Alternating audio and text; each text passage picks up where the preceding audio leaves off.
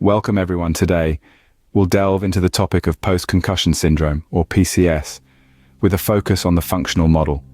This model helps us understand why some individuals experience prolonged symptoms and how cognitive and behavioral factors play a role. Our objectives today are threefold: to understand the underlying mechanisms of prolonged symptoms in PCS, to explore the role of cognitive and behavioral responses in PCS, to discuss the clinical implications and future research directions. Post-concussion syndrome, PCS, is a complex medical condition that can occur following a concussion, also known as a mild traumatic brain injury, MTBI. The syndrome is characterized by a variety of symptoms that can persist for weeks, months, or even years after the initial injury. These symptoms can include headaches, dizziness, fatigue, memory problems, difficulty concentrating, and emotional changes such as irritability, anxiety, or depression. While the exact cause of PCS is not fully understood, it is generally believed to result from physiological changes in the brain following the injury.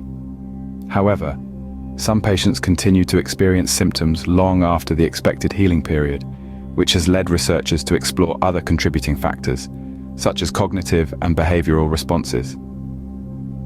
The management of PCS often involves a multidisciplinary approach, including medical treatment for physical symptoms, cognitive behavioral therapy for emotional symptoms, and sometimes medications to manage specific symptoms like headaches or insomnia.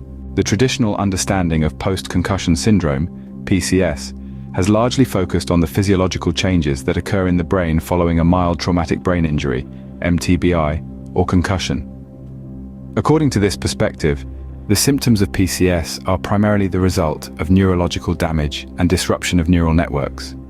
The syndrome is understood to originate from a physical event, usually a blow to the head, that causes a concussion.